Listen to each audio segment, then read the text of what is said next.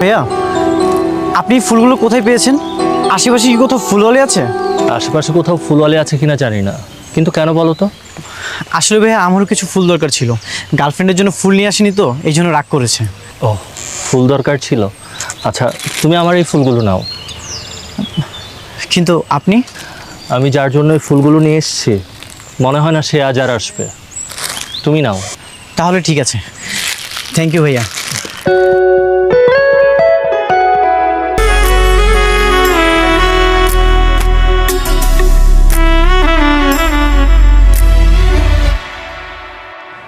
Sorry, রাস্তায় এত jam ছিল তাই জন্য লেট হয়ে গেল। It's okay. আমি তো ভেবেছিলাম তুমি আজ আর আসবে না। তুমি ইটস ওকে বললে কি হবে? তোমাকে দেখে মনেই হচ্ছে তুমি আমার উপর রাগ করে আছো। যে মানুষটার জন্য এতখানি রাস্তায় হেঁটে এসেছি, 1 ঘন্টা ধরে অপেক্ষা করে আছি, সেই মানুষটা যদি আমার সময়ের মূল্য না বুঝে, তাহলে রাগ করাটা কি স্বাভাবিক না? কলেজে থাকতে ঘন্টার পর ঘন্টা অপেক্ষা করতে আমার জন্য, আর আজ কি না সামান্য আধা ঘন্টা অপেক্ষা করতে পারছো না? দাঁড়িয়ে আছো কেন? বসো।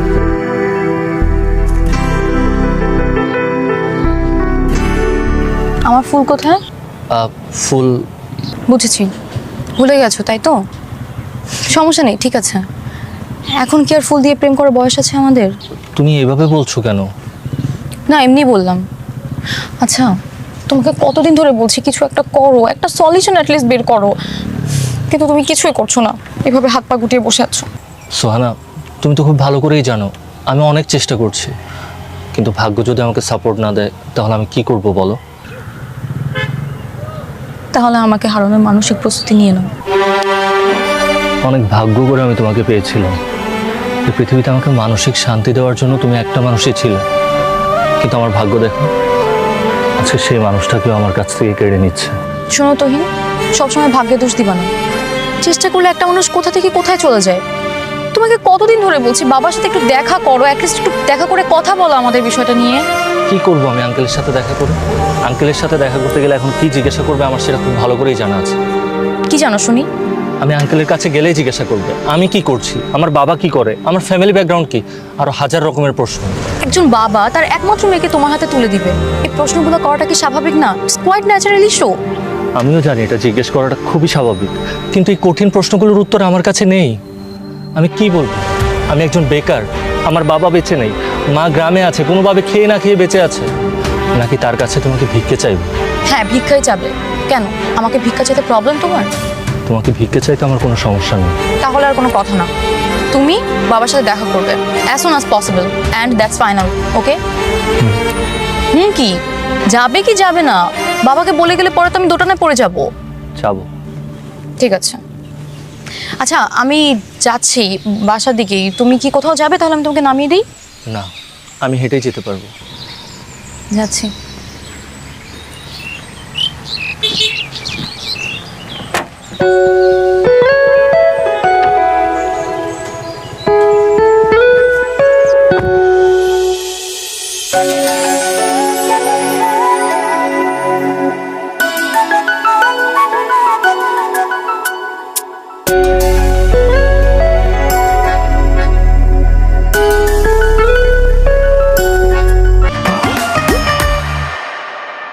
তোমার নাম?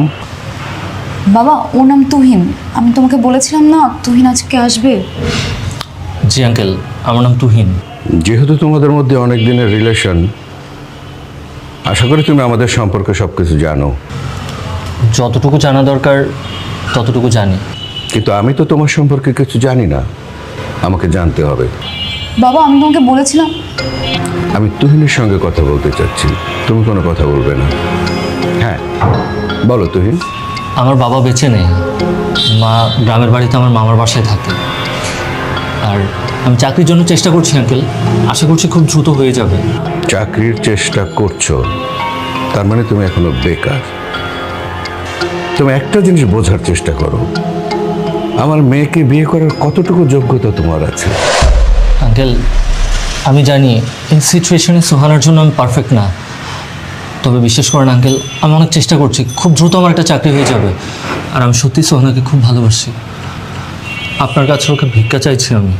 আমার মেয়ে টাকা পয়সা ধন সম্পদ, সেটা হলে আমি তোমাকে দিতে পারতাম, কারণ এগুলো আমার কাছে অনেক আছে। কিন্তু আমার মেয়ে তো একটা, অনলি ওয়ান ডটার। আমি আপনাকে কথা দিচ্ছি আঙ্কেল, আমি ওকে অনেক ভালো রাখবো। ওকে ছাড়া আমি থাকতে পারবো না আঙ্কেল। তুমি টিনের ছেলেদের মতো ইমোশনাল কথা বলছো কেন? B practical. তুমি তো শিক্ষিত মানুষ, বুদ্ধিমান ছেলে, ব্যক্তিত্ব বজায় রেখে কথা বলো। সোহানা তোমার নাস্তার ব্যবস্থা করবে, আশা করি তুমি খেয়ে যাবে। আমার আলোচনা এখানে শেষ। আমি নাস্তা খাবো না আঙ্কেল, আসছি। তুহিন, তুমি বসো। বাবা তুহিন খুব ভালো ছেলে, অনেক বছর ধরে ওকে আমি চিনি।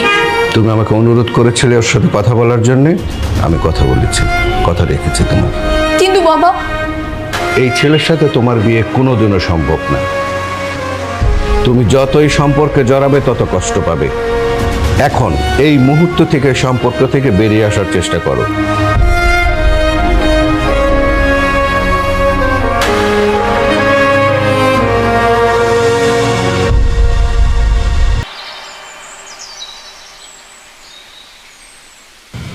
এভাবে আর কতক্ষণ বসে থাকবা? বলো, শুনছি। তুমি কাল এমনটা কেন করলে? কি করলাম আমি?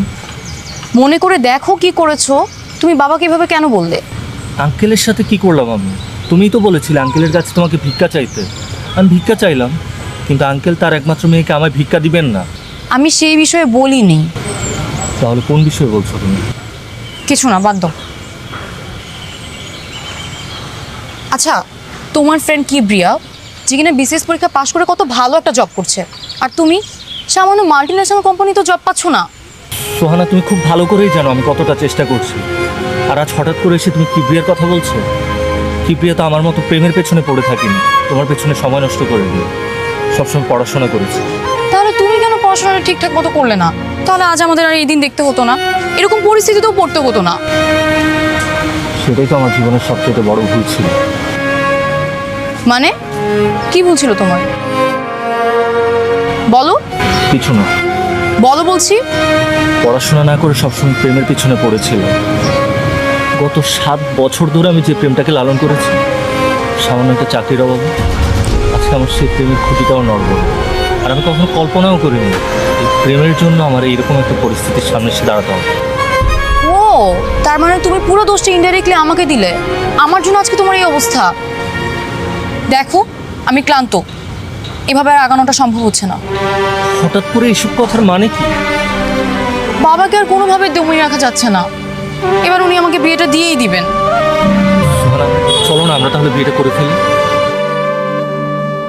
না না, সেটা কিভাবে হয়?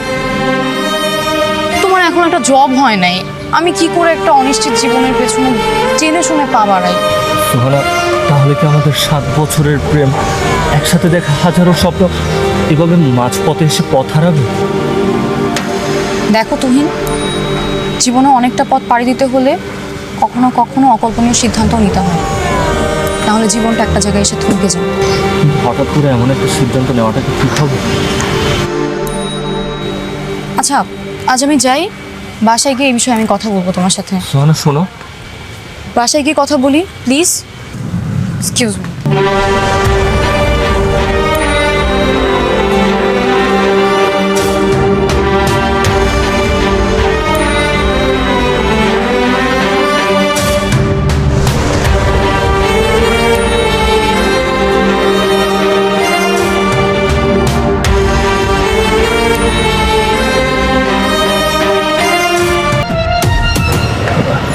হ্যাঁ, কই যাচ্ছেন? আমি তো এই অফিসে ইন্টারভিউ দিতে আসছিলাম। হ্যাঁ, ইন্টারভিউ তো শেষ, আর স্যার বলছে লোক নেওয়া হয়ে গেছে। লোক নেওয়া হয়ে গেছে?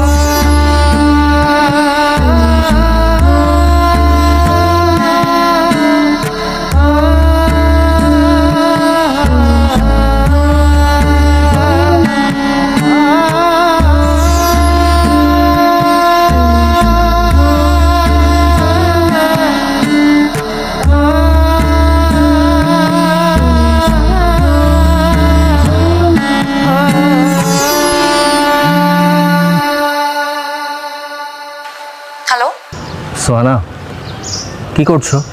কি করছি সেটা জানার জন্য তো নিশ্চয়ই কলটা করোনি। যে জন্য কল করেছো সেটা বলো। আমি কি কোনো কারণ ছাড়া তোমাকে কল করতে পারি না? হ্যাঁ পারো, কিন্তু সেটা কতদিন পারবে সেটা বলতে পারছি না। তার মানে কি আমাদের সব কিছু সত্যি সত্যি শেষ হতে চলছে? মিথ্যা মিথ্যি তো কোনো কিছু শেষ হয় না। যদি কোনো কিছু শেষ হয় সেটা সত্যি সত্যিই হবে। সোহানা, তুমি আমার সাথে এরকম করতে পারো না। আমি কিছু করছি না, তুমি কিছু করতে পারছো না, সেজন্য আমাকে নতুন পথ খুঁজতে হচ্ছে। ঠিক আছে, তাহলে তুমি বিয়ে করে নাও। বিয়ে করে যদি তুমি সুখী থাকো তবে সেটাই হোক। আমার সত্যি আর কিছু বলার নেই। এত সহজে বলে দিতে পারলা, কিন্তু নিজের পায়ে দাঁড়ানোর তো সামর্থ্যটা তোমার নাই। কি করবো সোহানা, হাজার জায়গায় ইন্টারভিউ দিয়ে বেড়াচ্ছে, কোথাও কোনো চাকরি হচ্ছে না। আজকেও গেলাম, সেখানেও আগে থেকে লোক নিয়ে নিছে। এখন আমার কি করার? আর তুমি তো প্রতিষ্ঠিত ছেলে ছাড়া বিয়ে করবে না। আমি তো আর প্রতিষ্ঠিত না। আমি তোমাকে কিভাবে আটকাবো? আটকাতে হবে না, বিয়ে করতে বলছো না, করে নেব। আর হ্যাঁ, আমার বিয়ে কার্ডটা আমি অ্যাট ফার্স্ট তোমাকেই পাঠাবো।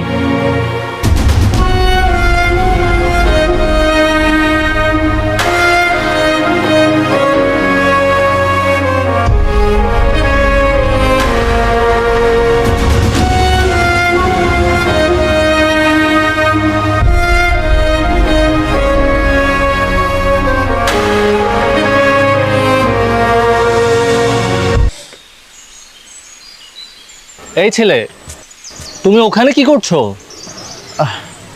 না মানে ভাইয়া, একটু কাজ আছে, এই জন্য ভিতরে যাচ্ছিলাম আর কি। এই, তুমি সেই ছেলেটা না ওদিন যে আমার কাছ থেকে ফুল নিয়েছিলে? ও হ্যাঁ ভাইয়া, কেমন আছেন? আমি ভালো আছি, কিন্তু তুমি গার্লস কলেজের দেয়ালের উপর কি করছো? তোমার ক্লাস নেই? আসলে হয়েছে কি ভাইয়া, আমার গার্লফ্রেন্ড আমার উপর রাগ করেছে, এই জন্য রাগ ভাঙানোর জন্য আমি এখানে এসেছি। কিন্তু কিছুতেই ওর সাথে দেখা করতে পারছি না। কে রাগ করেছে? সেদিন যার জন্য ফুল নিয়ে গিয়েছিলে সে? হ্যাঁ। লোকজন যদি তোমাকে এভাবে দেখে তাহলে লোকজন খারাপ ভাববে। আর টিচাররা যদি কোনোভাবে জানতে পারে তুমি দেয়াল টপকে তোমার গার্লফ্রেন্ডের সাথে দেখা করতে আসছো, নির্ঘাত তোমাকে পানিশমেন্ট দেবে। আচ্ছা, তুমি নিচে নেমে আসো, তোমার সাথে আমার কথা আছে।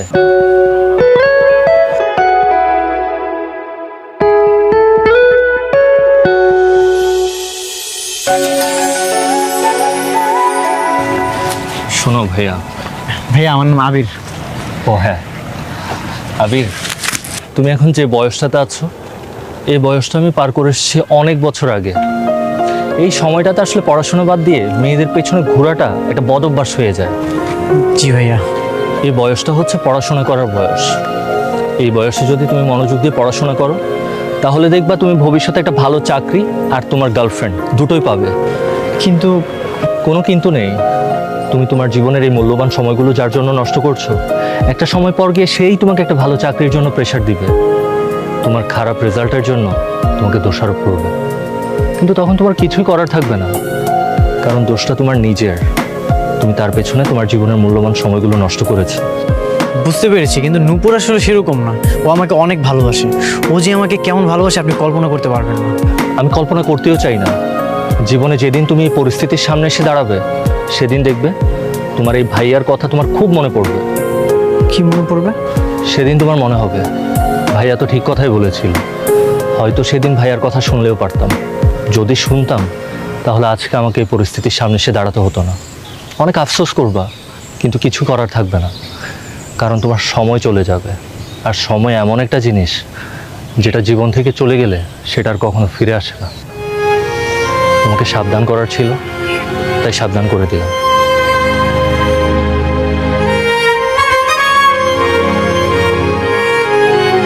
নিশ্চয়ই ছেঁকা খেয়েছে। নিজের গার্লফ্রেন্ডের মতো সবাইকে মনে করে। অযথা আমার সময়টা নষ্ট করলো। এই নূপুর মনে এতক্ষণে চলে এসেছে। ফাইনাল প্রুফটা আমাকে দেখিয়ে তারপর প্রিন্ট দেবেন।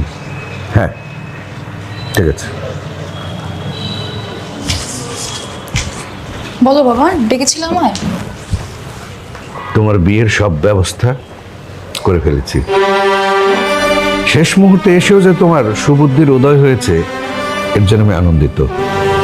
ওদেরকে কি পাকা কথা দিয়ে ফেলেছো বাবা? হ্যাঁ, দেরি করে তো মোটেও ঠিক হবে না। তোমার সে বেকার বন্ধু আবার না তোমার মাথা নষ্ট করে দেয়। ঠিক আছে। শোনো, ওই নিমন্ত্রণ পত্র তৈরি হচ্ছে। তুমি যাদেরকে প্রয়োজন মনে করো দাওয়াত দেবার, তাদেরকে তুমি নিজ দায়িত্বে দাওয়াত দেবে। আচ্ছা দেব। সব কিছুর জন্য মানসিকভাবে তৈরি হও আর শপিং শুরু করে দাও।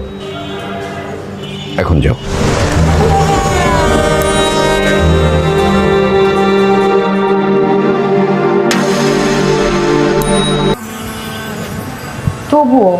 চাইলেই তো সব মন মতো হয় না, তাই না বল? তুমি কিছুই পারবে না, আমি তো কত সুযোগ দিলাম ওকে। আচ্ছা দেখ, জীবন তো আর ছোট না, সবকিছু ভেবে চিন্তে তারপর সিদ্ধান্ত নেওয়াই বেটার। ঠিক আছে, আমি রাখছি এখন।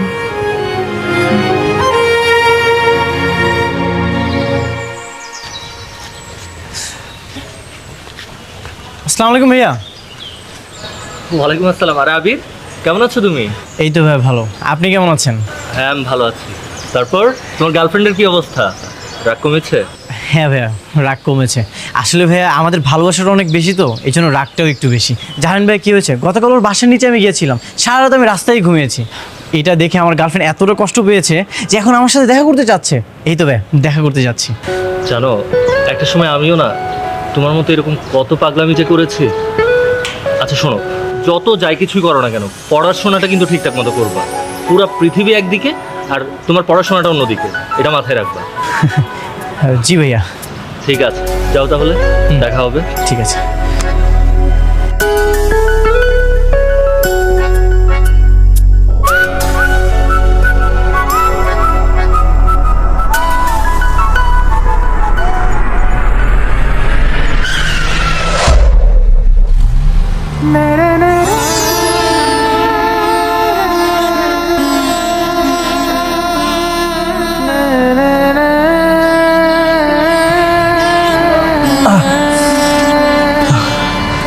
তুমি আমাকে হসপিটাল নিয়ে এসছো, তাই না? জি ভাইয়া। Thanks Abir. ইটস ওকে ভাইয়া, ডাক্তার বলেছে বেশি কিছু হয়নি, কিছুদিন হাসপাতালে থাকলে ঠিক হয়ে যাবে। তোমার গার্লফ্রেন্ডের সাথে ঝামেলা মিটেছে? আমার গার্লফ্রেন্ড তো আবার রাগ করেছে। আপনি অ্যাক্সিডেন্ট করলেন, আপনাকে নিয়ে হাসপাতালে নিয়ে আসলাম, আমার গার্লফ্রেন্ড ওখানে দাঁড়িয়ে ছিল, আমি তো যেতে পারিনি, এই জন্য আবার রাগ করেছে। I am so sorry man. আচ্ছা তুমি একটা কাজ করো না, তুমি ওকে একটা কল দাও, আমি ওকে বুঝিয়ে বলছি। আমার কল তো রিসিভ করতেছে না। সমস্যা নেই, আমি পরে সব বুঝিয়ে বলবো। ঠিক আছে, যদি কোনো দরকার হয় তাহলে অবশ্যই আমাকে জানিও।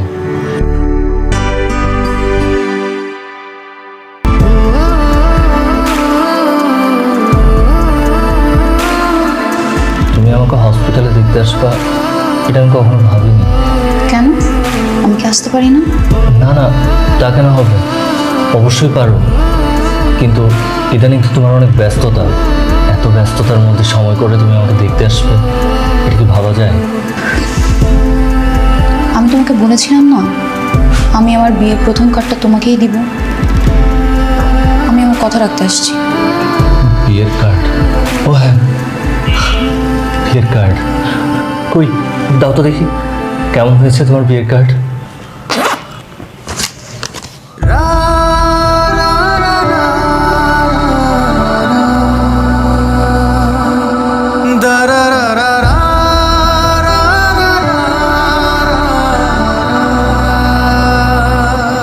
শুনলাম তোমার আঘাত অতটা গুরুতর না, বিয়েতে আসতে পারবে বলে আশা করছি। হ্যাঁ, তোমার বিয়ে আর আমি আসবো না সেটা কি হয়? পৃথিবীতে এমন কয়টা প্রেমিক আছে যে তার নিজের প্রেমিকার বিয়েতে যাওয়ার সৌভাগ্য হয়? অবশ্যই আসবো। লাল শাড়িতে তোমাকে কেমন লাগছে সেটা দেখতে। আমার তো অনেক ইচ্ছে ছিল লাল শাড়িতে তোমাকে আমার বউ করে আনবো, কিন্তু সেই ভাগ্য তো আমার হয়নি। তবে লাল শাড়িতে তোমাকে কেমন লাগছে সেটা দেখে নিশ্চয়ই আমার অর্ধেক ইচ্ছে পূরণ করব। ঠিক আছে, তাহলে বিয়েতে এসো, দেখা হবে। সোহানা, আর একটু থাকো না প্লিজ। এই হসপিটালে থাকতে না আমার অনেক দমবন্ধ লাগে, আমার তোমার সাথে অনেক কথা বলতে মন চায়। 7 বছর তো অনেক কথা হয়েছে। 7 বছর বলেছে, কিন্তু 7 দিন পরেই তো তুমি অন্য কারো হয়ে যাবে। তখন তোমার সাথে কথা বলার খুব ইচ্ছে করলেও, তোমার সাথে কথা বলার তৃষ্ণায় যদি আমি ছটফট করে মরে যাই, তাও চাইলে তোমার সাথে কথা বলতে পারবো না। মানুষ পরিবর্তন হয় তুহিন, সময়ের সাথে সাথে অনেক কিছুই ভুলে যায়। আমি কি মানুষ নই? আজ আমি আসি, ভালো থেকো। একটা শেষ অনুরোধ রাখবে আমার? কি অনুরোধ? বিয়ের আগে একবার দেখা করবো আমার সাথে, কারণ এরপর তো তুমি অন্য কারো হয়ে যাবা। আমার যদি খুব ইচ্ছে করে তোমাকে দেখতে, আমি কখনো চাইলে তোমাকে দেখতে পাবো না।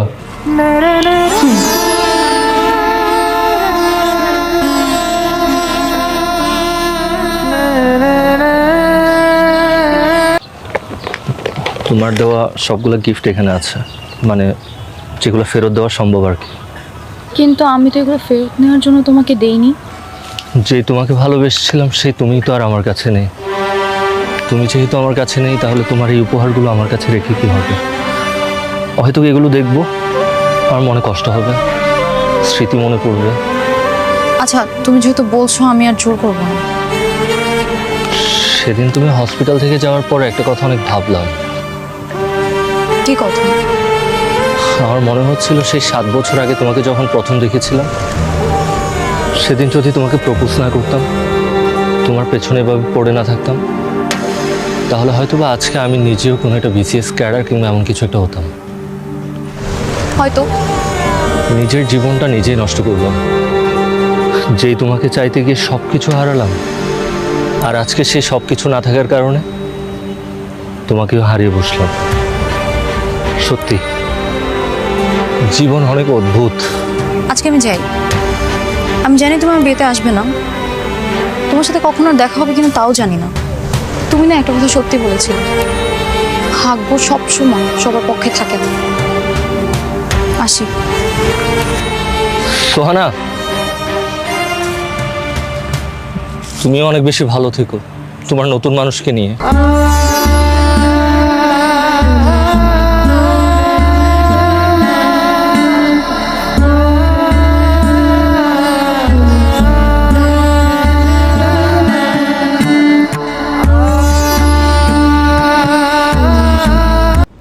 লোকে ঠিকই বলে মানুষ মায়ার কারিগর, মায়া বাড়িয়ে হারিয়ে যায়।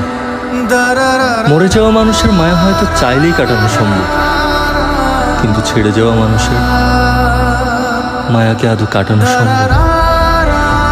সম্ভব, যদি মানুষটা আমার ভালোবাসার মানুষের মতো হয়।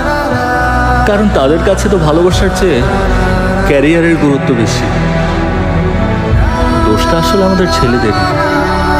আমাদের যখন ক্যারিয়ার গড়ার সময় থাকে, তখন আমরা আমাদের ক্যারিয়ার থেকে ভালোবাসার মানুষকে বেশি গুরুত্ব দিই, তাদের পেছনে সময় নষ্ট করি। কিন্তু দিন শেষে সেই ভালোবাসার মানুষ ক্যারিয়ারকে প্রায়োরিটি দিয়ে অন্য কোনো প্রতিষ্ঠিত ছেলের হাত ধরে চলে যায়।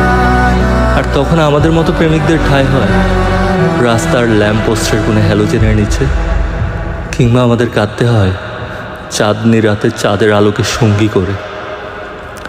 অদ্ভুত জীবন।